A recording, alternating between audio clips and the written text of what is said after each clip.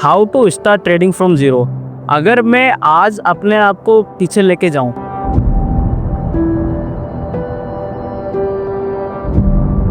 और मैं फिर से अपनी ट्रेडिंग जर्नी को शुरू करना चाहूं, तो मैं क्या ऐसी चीज़ें करूंगा जिससे मैं जो मेरा ट्रेडिंग सीखने का टाइम है उसको मैं 3 साल 4 साल 5 साल से 6 महीने या 1 साल के अंदर अंदर कर पाऊँ। तो किन चीज़ों का मुझे ध्यान रखना चाहिए? अगर आप भी जीरो लेवल पे हो, ट्रेडिंग को स्टार्ट करना चाह रहे हो, तो मैं आज आपको कुछ सजेशन देने वाला हूं कि आपको अपनी ट्रेडिंग जर्नी को किस तरह से शुरू करना चाहिए। कुछ मेन चीज़ें हमको ध्यान रखना चाहिए। देखो, सबसे पहला कि ट्रेडिंग में रिस्क हमेशा इन्वॉल्व है, तो हमको हमेशा ध्यान रखना पड़ेगा कि जब भी हम ट्रेडिंग में जाए, ये एक बिल्कुल अलग फील्ड है। अगर आप ट्रेडिंग में जा रहे हो तो आपको अपना माइंडसेट प्रिपेयर करके रखना पड़ेगा कि यहाँ पे शुरुआती दिनों में मुझे लॉसेस भी हो सकते हैं। तो सबसे पहला आपका माइंडसेट तैयार होना चाहिए उस चीज़ को एडॉप्ट करने के लिए, क्योंकि ट्रेडिंग एक बिल्कुल अलग फील्ड है। तो सबसे पहले हमें चाहिए अर्निंग का सोर्स। सबसे इम्पोर्टेंट चीज़ है। देखो, अगर आप ट्रेडिंग में आ रहे हो तो आपको पता है कि यहाँ पे ट्रेड करने के लिए हमें पैसा लगता है, बिना पैसे के हम यहाँ पे ट्रेड नहीं कर सकते। फिर आप बोलोगे कि sir demo trading, paper trading ये हम कर सकते हैं, लेकिन आप उससे ट्रेडिंग नहीं सीख सकते। आपको रियल मनी से ट्रेडिंग करना पड़ेगा, तभी आप यहाँ पे अपनी साइकोलॉजी, अपना माइंडसेट यहाँ पे बिल्ड कर पाओगे। तो आप पेपर ट्रेडिंग से तो नहीं सीख सकते। आपको सेटअप है, कुछ चीज़ आपको मिली है, आपको लग रहा है कि मुझे इसको टेस्ट करना है, तो उसके लिए आप पेपर ट्रेडिंग कर सकते हो। लेकिन अगर आपको रियल मार्केट में अपनी साइकोलॉजी को डेवलप करना है तो आपको उसके लिए रियल मनी से ही ट्रेड करना पड़ेगा। तो सबसे पहला तो आपका ये हो गया कि आपको अर्निंग सोर्स अपना रखना पड़ेगा, जहां से आप मिनिमम हर महीने सीखने के हिसाब से 10,000 रुपये इसमें ट्रेडिंग में आप डाल सको। तो इतना तो मिनिमम आपके पास होना चाहिए कि आप 10,000 रुपये पर मंथ ट्रेडिंग में डाल सको, तभी आप 6 महीने साल भर में कुछ चीज़ें या कुछ कॉन्सेप्ट क्लियर कर पाओगे। सेकेंड थिंग जो यहाँ पे आती है, आपको यहाँ पे बेसिक चीज़ें पता होनी चाहिए, पूरी बेसिक्स ऑफ स्टॉक मार्केट। आपको पूरा नॉलेज लेना पड़ेगा निफ्टी के बारे में, सेंसेक्स के बारे में, स्टॉक्स के बारे में, एनएसई, बीएसई, ब्रोकर से भी, ये पूरी बेसिक चीज़ें आपको पता होना चाहिए। इसके बाद में आपको हो सकता है आप यूट्यूब से सीखो या कहीं से कोर्स करके सीखो या किसी भी माध्यम से आप ट्रेडिंग सीखने जा रहे हो, तो आपको उससे पहले सबसे पहले अपना बेसिक्स क्लियर करना पड़ेगा। आपका बेसिक्स बहुत स्ट्रांग होना चाहिए ट्रेडिंग में। आपको हर एक कॉन्सेप्ट के बारे में पता होना चाहिए कि स्विंग ट्रेडिंग क्या है, स्कैल्पिंग क्या है, इंट्राडे क्या है ना, stop loss, target, entry, exit, ये बहुत सारी बेसिक चीज़ें होती है। अगर आप इन बेसिक चीज़ों को सीखने में जाओगे तो कम से कम महीने से 15 दिन आपको चाहिए, तब जाके आप इन सारी बेसिक चीज़ों को सीख पाओगे। अगर आपको बेसिक के ऊपर डिटेल में वीडियो चाहिए तो आप मुझे कमेंट कर सकते हो। मैं आपके लिए एक ही वीडियो में पूरा स्टॉक मार्केट का बेसिक लेके आ जाऊँगा, फुल कोर्स बना दूंगा आपके लिए, बेसिक से लेके एडवांस तक। फिर हम यहाँ पे जो हमको सीखना है वो है यहाँ पे बेसिक से लेके एडवांस का technical analysis, basic to advance technical analysis. हमको यहाँ पे बिल्कुल बेसिक से टेक्निकल एनालिसिस में हमको सबसे पहले शुरुआत करनी पड़ती है कैंडल से। कैंडल कैसे बनती है, कैंडल कितने प्रकार की होती है, कैंडल कैसे काम करते हैं। जैसे आपने कुछ नाम सुने होंगे, अगर आप ट्रेडिंग के बारे में थोड़ा बहुत जानते हो तो हैमर कैंडल, डोजी कैंडल, है ना, marubozu candle, bullish candle, bearish candle, कई तरह की कैंडल होती है, कई तरह के पैटर्न होते हैं। तो आपको पहले सबसे पहले कैंडल के बारे में समझना होगा। मैंने ऑलरेडी यूट्यूब पे एक अच्छा सा वीडियो बना के रखा है जिसमें मैंने जो भी इंपॉर्टेंट कैंडल है उनके बारे में बता के रखा, कैंडल कैसे बनती है, प्राइस कैसे मूव करता है, ये सारी चीज़ें मैंने उसमें अपने एक ही वीडियो में समझा रखी है।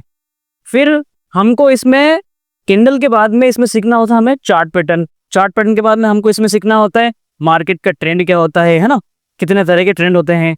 फिर हम इसमें सीखते फिबोनाची टूल, कुछ इंडिकेटर, फिर प्राइस एक्शन, यहाँ पे भी बहुत सारी हजारों चीज़ें जो हमें सीखना है।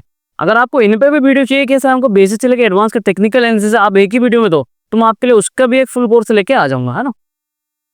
फिर इसमें मेरा चौथा पॉइंट आता है, वो है मेरा एक प्रॉफिटेबल सेटअप या प्रॉफिटेबल स्ट्रेटजी।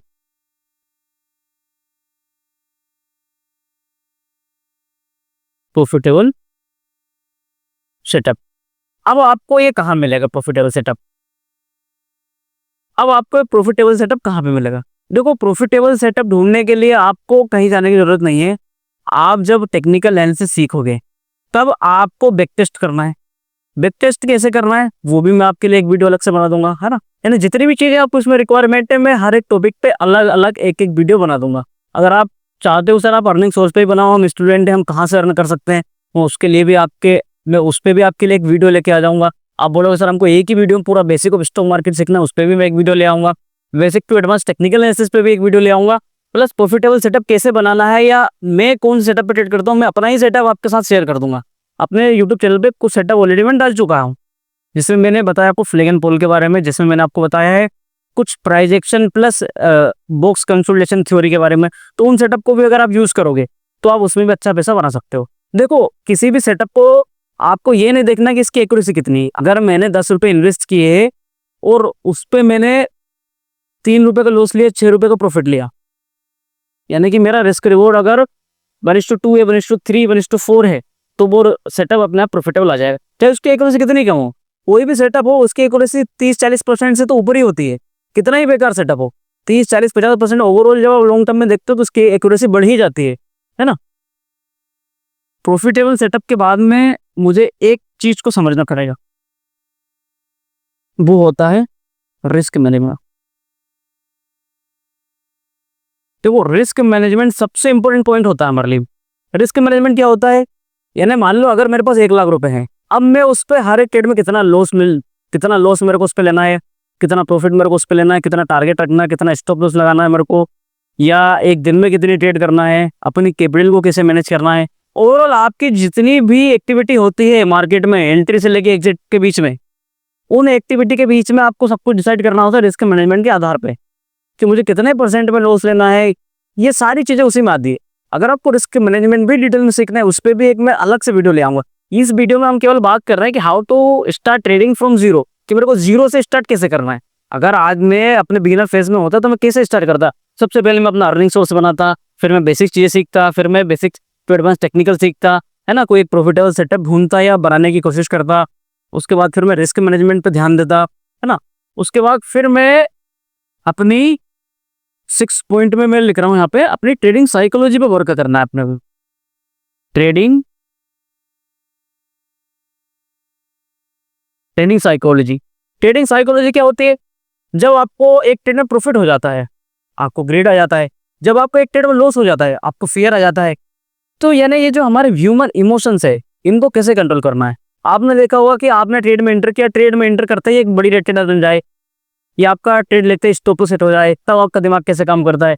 या फिर आपने जब एंट्री की और एक ही कैंडल में आपका टारगेट चला जाए, तब आपके कैसे इमोशंस होते हैं। यानी आपने ह्यूमन इमोशंस को कंट्रोल करना, उनको समझना, ये ट्रेडिंग साइकोलॉजी में आता है। इसको डिटेल में समझना आपको बहुत जरूरी है। अगर आपने अपनी साइकोलॉजी को मास्टर कर लिया ट्रेडिंग में, तो फिर ये चीजें तो कुछ भी नहीं है। देखो टेक्निकल हर एक इंसान सीख सकता है, रिस्क मैनेजमेंट भी समझ सकता है, बेसिक से एडवांस टेक्निकल सारी चीज सीख सकता है, प्रॉफिटेबल सेटअप भी उसको मिल जाएगा, फिर भी वो लॉस कर देगा इस साइकोलॉजी फैक्टर के कारण। क्योंकि जब इंसान के फियर और ग्रीड उस पर जब हावी होती है, तब उसको कुछ समझ में नहीं आता, ना उसको अपना सेटअप दिखता है, ना उसको अपना रिस्क मैनेजमेंट दिखता है, कोई चीज नहीं दिखता। वो केवल अंधाधुंध ट्रेड किया जाता है, वहां पे बहुत सारी वो गलती कर देता है। हम उन गलतियों पे भी नेक्स्ट वीडियो में बात करेंगे कि जब एक ट्रेडर आता है नया नया, तो वो क्या क्या गलतियां करता है और हम कैसे उनको अवॉइड कर सकते हैं। ठीक है, फिर 7वां फैक्टर इसमें आता है ट्रेडिंग जर्नल का। ये सबसे लास्ट और सबसे इंपॉर्टेंट पॉइंट है ट्रेडिंग जर्नल का। इसके बिना आई डोंट थिंक कि आप प्रॉफिटेबल हो सकते हो, मेरा ऐसा मानना है। बहुत सारे लोग इसको अवॉइड कर देते हैं, लेकिन मैं इसको बोलूँ ये सबसे इंपॉर्टेंट पॉइंट है। मैं इसको फर्स्ट नंबर पे भी रख सकता हूँ, लेकिन मैं सीक्वेंस वाइज चल रहा हूँ, इस वजह से मैंने इसको लास्ट में रखा। इतनी सारी चीजें सीखने के बाद जब आप ट्रेड करने जाओगे, तब आपको ट्रेडिंग जर्नल पे फोकस करना है। ठीक है, ट्रेडिंग जर्नल में क्या है, आपने कब एंट्री की, आपने कब एग्जिट किया, किस चीज में आपने सेगमेंट कौन सा था जब आपने ट्रेड किया, एफएन था या इक्विटी था, है ना, किस टाइम पे आपने एंट्री की, कौन से सेटअप पे आपने एंट्री की, क्या इमोशंस आपने फेस किए उस ट्रेड के दौरान। ये सारी चीजें आपको लिखना है पूरा डिटेल में। आपको एक कहानी बनाना है, उसमें एक स्टोरी बनाना है कि मैं जब ट्रेड में जा रहा हूँ तो मेरे साथ क्या हुआ, एंट्री लेने से पहले मैंने क्या सोचा, ट्रेड खत्म होने के बाद क्या मेरा टारगेट हुआ, कि मेरा स्टॉप लॉस हुआ, है ना, कितना रिस्क रिवॉर्ड रखा, कितना स्टॉप लॉस रखा, कितने % का लॉस लिया। ये सारी चीजें इसमें आ जाती है। ट्रेडिंग जर्नल के ऊपर भी मैं अलग से वीडियो ले आऊंगा। तो स्टूडेंट, अगर आप यहाँ पे सीखना चाह रहे हो, अगर ये सारे टॉपिक आप चाहते हो कि मैं आपको डिटेल में स्टेप बाय स्टेप आपको सिखाऊं, तो आप नीचे कमेंट कर दो कि सर हमको हर एक टॉपिक पर वीडियो चाहिए। मैं आपके लिए बहुत ही जल्दी हर एक दिन एक एक टॉपिक पे वीडियो लेके आऊंगा डिटेल वे में। जिस तरह से आज मैंने आपको समझाया उसी तरह से मैं आपको डिटेल वे में सारी वीडियो एक एक करके समझाऊंगा। ठीक है, तो आज की वीडियो में इतना ही। हम मिलते हैं नेक्स्ट वीडियो में। Thank you so much.